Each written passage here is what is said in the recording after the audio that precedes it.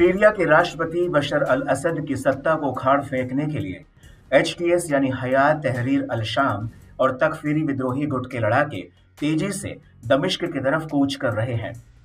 लेकिन अब रूसी सेना और ईरान के लड़ाके असद की ढाल बनकर सामने खड़े हो गए हैं। हालांकि एचटीएस के भीषण हमले राष्ट्रपति असद के इस सुरक्षा घेरे को तोड़कर दमिश्क के बेहद करीब पहुंच चुके हैं। एचटीएस के लड़ाकों ने सीरिया के हामा शहर पर पूरी तरह से कब्जा कर लिया है और विद्रोहियों ने हामा से सीरिया की सेना को बाहर खदेड़ दिया है और अब एचटीएस का अगला टारगेट सीरिया का होम्स शहर है।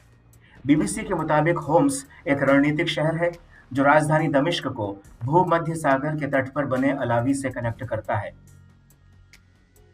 और ये इलाका सीरिया के राष्ट्रपति बशर अल असद का गढ़ है और सीरिया में उनकी सत्ता बनाए रखने में इस इलाके की अहम भूमिका रही है और यही वजह है कि अब हमा से सीरियन आर्मी का भागना असद के लिए एक बहुत बड़ा झटका है। लेकिन रणनीतिक लिहाज से दमिश्क पर फतह का रास्ता हामा से खुल चुका है।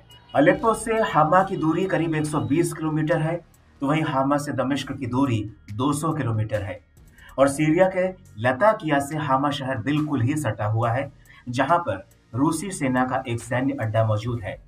एचटीएस के लिए दमिश्क पर हमला करने में हामा सबसे अहम है।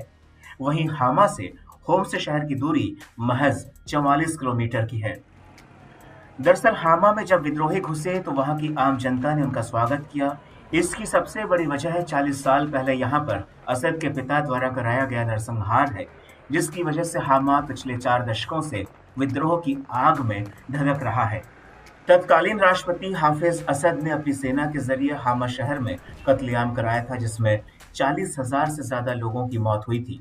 यह नरसंहार करीब 1 महीने तक चला था और यही वजह है कि हामा शहर शुरुआत से ही विद्रोह का गढ़ बना रहा है। सबसे बड़ी बात यह है कि हामा सीरिया का चौथा सबसे बड़ा शहर है और 1982 के दशक में राष्ट्रपति हाफिज के भाई रिफात ने सीरियन आर्मी की गोला बारूद यूनिट को इस शहर पर बमबारी करने की इजाजत दी थी, जिसमें हजारों लोग मारे गए थे और यहीं से रिफात का नाम हामा का कसाई पड़ गया था और इसी वजह से हामा शहर में विद्रोह की आग पिछले 40 सालों से भड़की हुई है। इन सब के बीच आपको ये भी बता दें कि हामा सीरिया के 2 बड़े शहर मोहरादा और सलामिया पर कंट्रोल रखने में काफी अहम है।